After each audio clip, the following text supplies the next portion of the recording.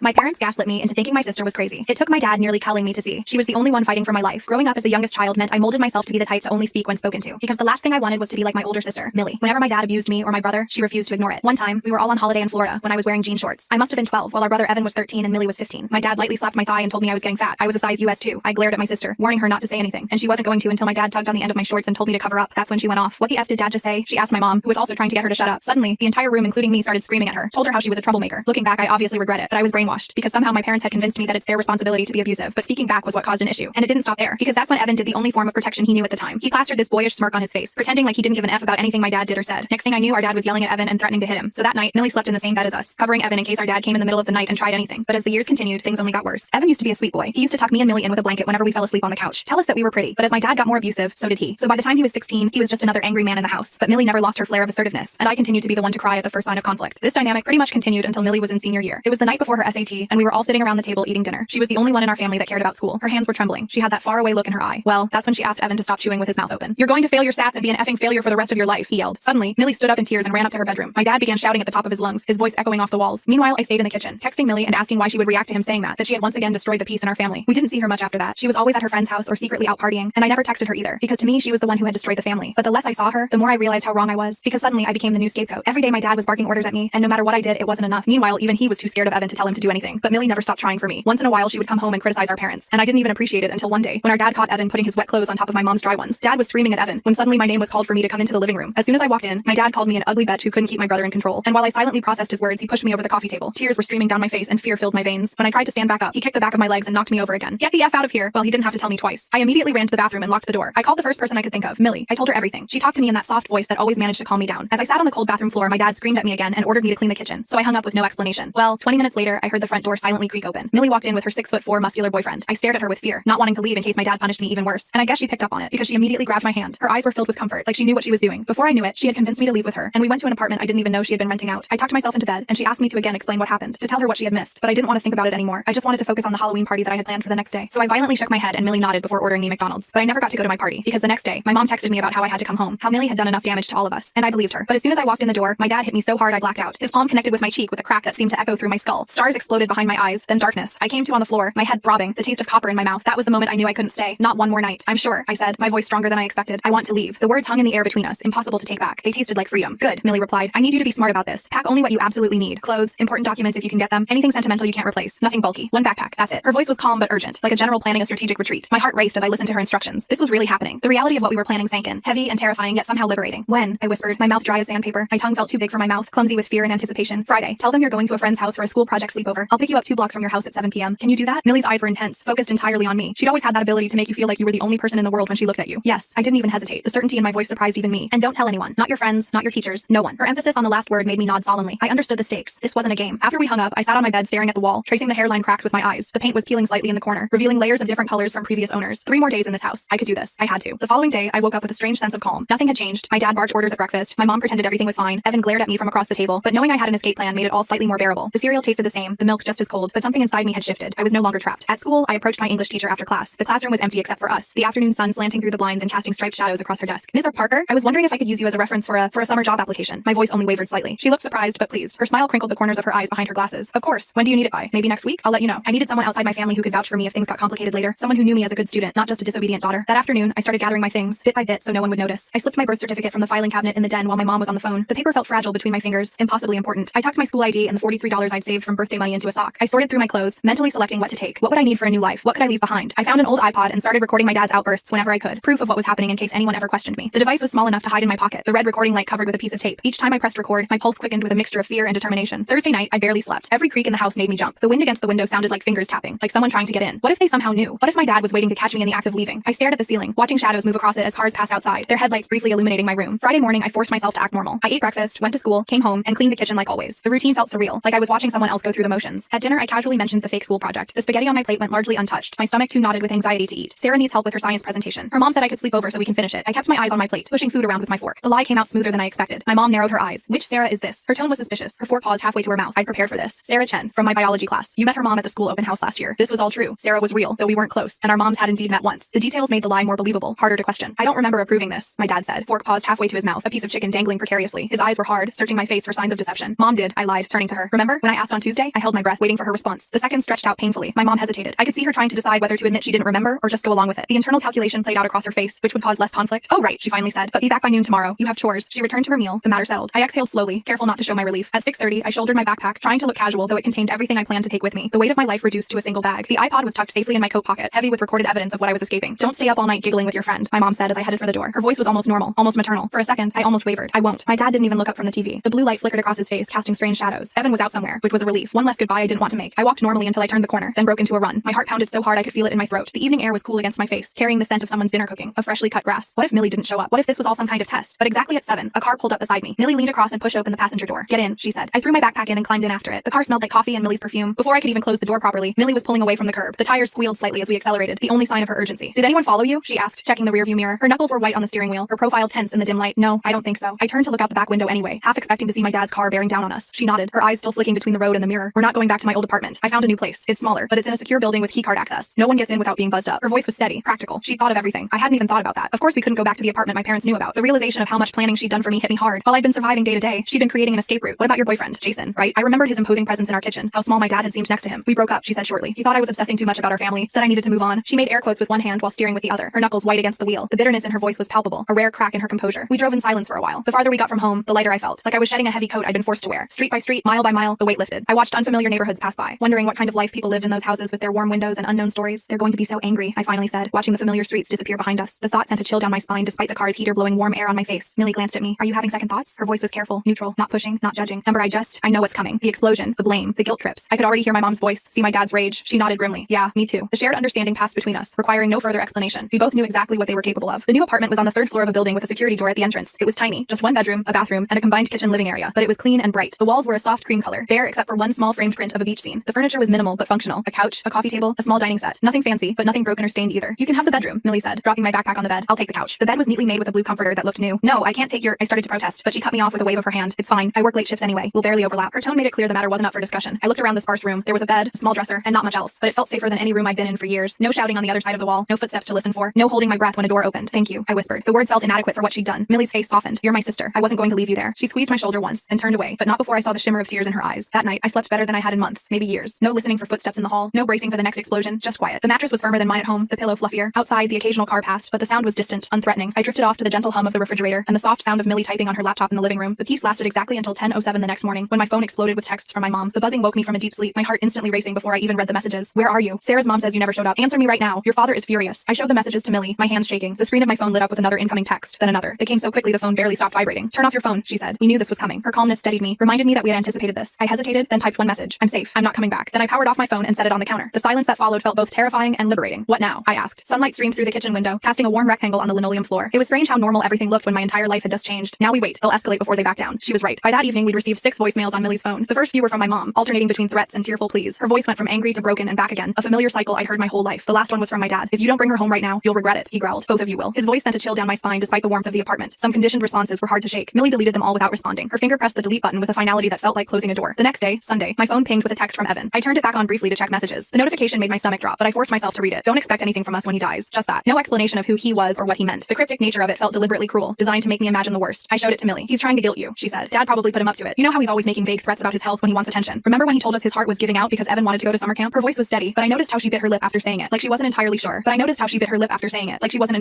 A small gesture that betrayed her own worry, despite her reassuring words. The possibility that something might actually be wrong nagged at me, but I pushed it away. We'd heard too many false alarms to trust this one. Monday morning, Millie helped me enroll at a new school. We had to use her address and say she was my guardian, which wasn't technically true, but the administration didn't ask too many questions. The school was larger than my old one, the hallways wider and brighter. No one stared at me as we walked through the office. I was just another new student, unremarkable and unknown. What if they come looking for me? I asked as we walked back to the apartment. The question had been weighing on me since we left. The sidewalk was cracked in places, small weeds pushing up through the concrete, persistent life finding a way through. They might, she admitted, but they'd have to admit why you left in the first place, and I don't think they want that kind of attention. Her logic made sense, but it didn't completely ease my fear. I still found myself looking over my shoulder, scanning faces in crowds for my dad's angry glare or my mom's disapproving frown. That night, I discovered my parents had found another way to attack. My phone lit up with messages from relatives and family friends I hadn't spoken to in years. Aunts, uncles, cousins, neighbors, people I barely remembered were suddenly very concerned about my whereabouts. Your poor mother is worried sick. How could you do this to your family? Your father says you've been hanging out with a bad crowd. The story they were telling was that I'd run away to live with a boyfriend, that Millie had encouraged me to rebel, that I was breaking my parents' hearts. Each message twisted the knife, rewriting our history to make me the villain. The familiar guilt crept back in, the programming so deep it was hard to resist. They're trying to control the narrative, Millie said when I showed her. They know if people hear what really happened, they'll lose their perfect family image. She scrolled through the messages, her expression hardening with each one. The lamp cast shadows across her face, making her look older, wearier. I scrolled through the messages, feeling sick. The words blurred together, a chorus of accusations and guilt trips. No one's going to believe us, are they? The thought was devastating. something, that after everything, we might still be the ones painted as wrong. Millie was quiet for a moment, then she said, "Show me those recordings again." Her voice had that determined edge I recognized. She was formulating a plan. I pulled out the iPod and played a few of the clearest ones. My dad screaming about what a disappointment I was, the sound of something, me, hitting the coffee table. My mom's cold voice telling me to clean up my own blood. The audio was tinny through the small speaker, but the rage in his voice was unmistakable, the fear in mine undeniable. "People will believe this," Millie said firmly. "We just need to be strategic about who we send it to." Her confidence bolstered mine. Maybe the truth could win out after all. We started with Aunt Dorothy, my mom's sister, who had always been a little kinder than the rest of the family. She lived 3 states away and only saw us at major holidays, but she'd always brought thoughtful gifts and asked genuine questions about our lives. We sent her a brief email explaining that I'd left home because of abuse, with one audio clip attached. The message was simple, factual, without emotional appeals. Her response came the next morning. "I always suspected. Your mom has been making excuses for your dad's temper for years. What do you need?" It wasn't much, but it was something. A crack in the wall of silence. A tiny beam of light breaking through. Next was my mom's friend Margaret, who had 2 daughters my age and had always been nice to me. She'd once slipped me $20 when my dad refused to give me money for a school field trip, whispering that it could be our secret. Then my dad's cousin Bruce, who had once pulled my dad aside at a family barbecue after he'd yelled at Evan in front of everyone. Bruce had spoken in low, intense tones, his hand gripping my dad's arm tightly. My dad had been quieter for the rest of that day. Some people never responded. Some sent back shocked messages. A few, like Aunt Dorothy, offered help, money, a place to stay if we needed it, connections to resources. Each supportive response felt like a small victory, a validation that we weren't crazy, that what happened to us wasn't normal or acceptable. "See," Millie said, "not everyone is like them." She showed me a message from our mother's college roommate, who wrote that she'd cut contact with our mom years ago because of concerning patterns she'd noticed. The knowledge that others had seen through my parents' facade was strangely comforting, but the backlash was swift. My parents doubled down on their story, telling anyone who would listen that I was troubled, that I was making things up for attention, that Millie had always been a bad influence. The campaign was coordinated and relentless. They called in favors, leveraged old relationships, spun tales of their perfect family being torn apart by rebellious daughters. My dad's brother called Millie directly. The phone rang late one evening as we were cleaning up after dinner. Millie answered on speaker, her voice neutral until she heard who it was. "You need to stop this right now," he said, his voice cold. "You're tearing this family apart with your lies." He sounded so much like my dad it made my skin crawl. The same cadence, the same underlying threat. "They're not lies," Millie shot back, and the family was already broken. Her voice didn't waver, didn't crack. She stood tall, shoulders back, as if he could see her through the phone. He hung up on her. The dial tone buzzed loudly in the quiet apartment. Millie set the phone down carefully, her movements controlled, but I could see the slight tremor in her hands. Standing up to them still took a toll, even now. 2 weeks after I left home, I still hadn't been back to school. The new school was okay. No one knew me, which meant no one asked questions, but I felt like I was sleepwalking through the days. The classrooms were unfamiliar, the teachers' names hard to remember. I drifted from class to class, taking notes mechanically, speaking only when called on. At night, I had nightmares about my dad finding me, dragging me back home. In the dreams, I couldn't run fast enough, couldn't scream loud enough. I'd wake up gasping, sheets twisted around my legs like restraints. Sometimes Millie would be there, a glass of water in hand, as if she'd sensed my distress from the other room. "Maybe we should talk to someone official," I suggested one evening, like report them or something. We were sitting on the couch, the TV on low in the background, some sitcom with a laugh track that felt jarring against our serious conversation. Millie looked up from her laptop. "We could, but without physical evidence of recent abuse, it might not go anywhere. And if it doesn't," she didn't need to finish the sentence. "If we reported them and nothing happened, they'd be even angrier, even more determined to get me back. The system that was supposed to protect people like us often failed, leaving them more vulnerable than before." "What about the recordings?" I asked. The iPod sat on the coffee table between us, innocent looking despite its damning contents. "They help, but," she sighed, "the system doesn't always work the way it should, especially when the parents are good at presenting themselves as normal." Her fingers tapped a restless rhythm on the keyboard, betraying her frustration. I nodded, remembering how charming my dad could be when he wanted to, how my mom could turn on the concerned parent act in an instant, how they'd fooled teachers, neighbors, friends for years. The thought of facing them in court, of being forced to see them again, made my stomach churn. So what do we do? The question hung in the air between us, heavy with implications. Millie closed her laptop. "We keep building our case, and we make sure as many people as possible know the truth." Her determination was unwavering, a constant in my shifting world. That night I couldn't sleep. I kept thinking about all the other kids like me, trapped in homes where no one believed them, where they had no Millie to help them escape. Kids who went to school with bruises hidden under long sleeves, who flinched at loud noises, who never invited friends over. How many of them were lying awake right now, planning their escape, or worse, believing they deserved what was happening to them? I got up and went to the living room, where Millie was still awake, scrolling through her phone. The blue light illuminated her face in the darkness, highlighting the shadows under her eyes. She looked up when I entered, immediately alert. "I want to tell our story," I said. "All of it, publicly." The words came out with a certainty that surprised me. She looked up, surprised. "Are you sure? Once it's out there, you can't take it back." Her concern was valid. Going public would mean exposing ourselves completely, opening our lives to scrutiny and judgment. I'm sure, and I was. For the first time in a long time, I felt absolutely certain about something. The next day, I sat down and wrote everything, from my earliest memories of my dad's rage to the final blow that knocked me unconscious. I described my mom's enablement, Evan's transformation, Millie's attempts to help. The words poured out of me, years of silence finally breaking. I didn't use our real names, but I included enough details that anyone who knew us would recognize the story. When I finished, I read it to Millie. Her eyes were wet by the end. "It's perfect," she said. "But are you absolutely certain you want to post this?" Her hand rested on mine, warm and steady. I nodded. "I want other kids to know they're not alone, and I want our parents to know they can't silence me anymore." The decision felt right, like stepping into sunlight after years in a dark room. I created a new social media account and posted my story, along with a few of the clearest audio clips. Then I sent the link to everyone in our extended family and my parents' social circle. My finger hovered over the send button for just a moment before pressing it firmly. No going back now. The response was immediate and overwhelming. Messages poured in, some supportive, some accusatory, some from complete strangers sharing similar experiences. My post was shared hundreds of times within the first day. People I'd never met were commenting, sharing their own stories, offering resources and support. It was like a dam had broken, releasing a flood of shared pain and resilience. And then came the fallout. My mom's church friends stopped visiting their house. My dad lost a part-time contract job when his boss recognized his voice from one of the audio clips. Evan dropped out of school and, according to Aunt Dorothy, started disappearing for days at a time. Their carefully constructed facade was crumbling, exposing the rot beneath. "You've ruined everything," my mom texted me. "I hope you're happy." The message came late at night, probably after a few glasses of wine. I could almost hear her bitter tone through the text. I didn't respond. For the first time, I truly understood that their happiness had always depended on my silence, my compliance, my willingness to absorb their abuse without complaint. Their perfect family was built on my broken spirit, and I refused to rebuild it for them. A month after my post went viral, Millie and I were eating dinner when someone pounded on the apartment door. The sound was so unexpected, so violent, that I dropped my fork with a clatter. We froze, looking at each other in alarm. The pounding came again, harder this time, making the door rattle in its frame. "Who is it?" Millie called, not moving from her chair. Her voice was steady, but I could see the tension in her shoulders, the way her hand slowly reached for her phone. "Open this door right now." My dad's voice, slurred but unmistakable. My blood turned to ice. The room seemed to tilt around me, the walls closing in. I couldn't breathe, couldn't move. "How did he find us?" I whispered, my voice barely audible over the continued pounding. My hands gripped the edge of the table so hard my knuckles turned white. Millie grabbed her phone. "I don't know, but he's not getting in." Her voice was calm, but her eyes betrayed her fear. She dialed quickly, speaking in low, urgent tones to someone on the other end. Later, we discovered that one of our distant relatives, cousin Roy, had seen us at a nearby grocery store and tipped off my parents. He'd always been my dad's favorite drinking buddy and apparently felt more loyalty to him than to our safety. The betrayal stung, even though we'd never been close to Roy. The pounding continued, along with a stream of threats and obscenities. Each impact made me flinch. Each word brought back memories I'd been trying to suppress. Millie called the building manager, who said he was calling the police. The minutes stretched endlessly as we waited, listening to my dad's rage through the door. Your father's hammered, she whispered to me. He's making a scene in front of all the neighbors. There was a grim satisfaction in her voice. He was showing his true colors to strangers, confirming everything we'd said about him. I nodded, too terrified to speak. We sat in silence, listening to my dad's rage through the door. His words slurred together, but the hatred in them was clear enough. I know you're in there. You can't hide from me. His voice was hoarse from shouting, but he showed no signs of stopping. I could picture him on the other side of the door, face red, veins bulging in his forehead like they always did when he was in a rage. Then suddenly, other voices, the building manager, and then the firm tones of police officers. The shouting stopped. We heard muffled conversation, then footsteps moving away. The sudden silence was almost as jarring as the pounding had been. The building manager knocked softly. He's gone. The police escorted him off the property and issued a trespass warning. Are you both okay? His voice was kind, concerned in a way that made my throat tight with unexpected emotion. Yes, Millie called back, though her face was pale. Thank you. We listened to his footsteps retreat down the hall before either of us moved. The danger had passed, but the fear lingered, a heavy presence in the room. That night we packed our essential belongings again. The routine was becoming familiar. What to take, what to leave, how to disappear. The next morning, Millie called in sick to work, and we moved to a different apartment in another part of the city, one where our parents wouldn't find us. The new place was even smaller than the last, but it had a deadbolt and a peephole in the door. Small comforts that meant everything. We can't keep running forever, I said as we unpacked in the new place. Boxes surrounded us, our lives once again reduced to the essentials. The constant movement was exhausting, the vigilance draining. We won't have to, Millie promised. They'll give up eventually. She arranged mugs in the cabinet, creating a semblance of home in this new space, but I wasn't so sure. My dad's rage had always been relentless, and now we'd humiliated him publicly, made him lose face with his friends, his colleagues, his community. People who had once respected him now whispered behind his back. His pride wouldn't let that stand. 2 months after we moved to the new apartment, I got a single text from Evan. You were right, I'm sorry. I stared at it for a long time, my thumb hovering over the reply button. The message was timestamped 2:17 a.m., sent in the middle of the night, perhaps in a moment of clarity or regret. Part of me wanted to respond, to ask if he was okay, to tell him he could join us if he wanted to escape too. The brother I remembered from childhood, the one who tucked blankets around me and told me I was pretty, still existed somewhere inside the angry young man he'd become. I wanted to reach that person, to offer him the same lifeline Millie had thrown to me. But another part remembered how he'd changed, how he'd become my dad's mini-me, how he'd watched my abuse and done nothing, how he'd participated in it, adding his own cruelty to the mix. The memory of pasta flying from his mouth as he screamed at Millie was still vivid, still painful. I deleted the message without responding. Maybe someday I'd be ready to forgive him, to help him, but not yet. Not when the wounds were still so fresh. The nightmares gradually became less frequent. I started therapy, funded partly by Millie and partly by a part-time job I picked up at a bookstore. The quiet environment suited me, the orderly rows of books comforting in their predictability. I made a few friends at school. I stopped flinching when people raised their voices. Small victories, but meaningful ones. One day, I realized I wasn't wearing my mom's necklace anymore. I couldn't even remember when I'd taken it off or where I'd put it. It felt symbolic somehow, the breaking of the last chain tying me to that house. The small gold heart had once seemed precious, a rare token of affection from a woman who rarely showed it. Now it seemed like what it was, a cheap trinket given to buy my silence and compliance. Millie noticed the change in me too. You stand taller now, she said one evening. You look people in the eye. We were washing dishes together. The mundane task transformed into something peaceful by the absence of tension, of fear. I smiled. I learned from the best. The compliment made her duck her head, embarrassed but pleased. As the months passed, the messages from my parents became less frequent, then stopped altogether. The last one, from my mom, simply said, I hope someday you'll forgive us. I didn't respond to that one either. Forgiveness might come someday, but it would be on my terms, not theirs. It would be because I was ready to let go of the pain, not because they deserved absolution. On the 1-year anniversary of the day I left home, Millie surprised me with a small cake after dinner. It was nothing fancy, just a simple chocolate cake with a single candle stuck in the center. But the gesture brought tears to my eyes. What's this for? I asked. The flame wavered slightly in the air between us, casting a warm glow on her face. Your Independence Day, she said, smiling. 1 year of freedom. Her eyes shone with pride, not just for me, but for us, for what we'd accomplished together. I blew out the single candle, making a silent wish for many more years just like it. Years of safety, of growth, of healing. Years where I could become the person I was meant to be, not the frightened girl I'd been forced to be. The next day, I sat down at my computer and started typing a new post. Not about trauma this time, but about healing. About finding strength in the aftermath of abuse. About building a new life from the ashes of the old one. The words came easily, flowing from a place of hard-won wisdom rather than pain. I titled it The Voice They Couldn't Silence and hit publish. My story no longer belonged to them. It belonged to me. The power of that realization settled over me like a warm blanket, comforting and secure. I sat back in my chair, watching the view count climb on my post. Within hours, it had reached thousands. Comments poured in, some from survivors sharing their own stories, others offering support, a few even asking how they could help friends in similar situations. It felt surreal to see my pain transformed into something that might actually help others. You're trending, Millie said, peering over my shoulder at the screen. How does it feel? She rested her hand on my shoulder, a gesture that once would have made me flinch, but now felt natural, comforting. I shrugged, not sure how to put it into words. Weird, good weird, I think. How could I explain the strange mix of vulnerability and power, of exposure and freedom? My phone buzzed with a notification, another comment on my post, this one longer than most. I clicked to expand it, curious what this stranger had to say about my life. I never told anyone what happened in my house. Reading your story made me realize I'm not crazy. I'm showing this to my school counselor tomorrow. Thank you. The simple message hit me hard, bringing fresh tears to my eyes. Someone else would get help because I'd been brave enough to speak. My throat tightened. This is why I did it, I whispered to Millie, showing her the comment. This was the purpose that had emerged from my pain, to be the voice I'd needed to hear when I was trapped and silent. She squeezed my shoulder. You're braver than I was at your age. Her voice was thick with emotion, with pride. That's not true. You stood up to them when no one else would. I turned to look at her, this sister who had saved me in every way a person could be saved. And look where it got us, she said with a half smile, gesturing around our tiny apartment. The space was small but filled with light, with books and plants and small treasures we'd collected together. No shouting, no fear, no walking on eggshells. Exactly. Free.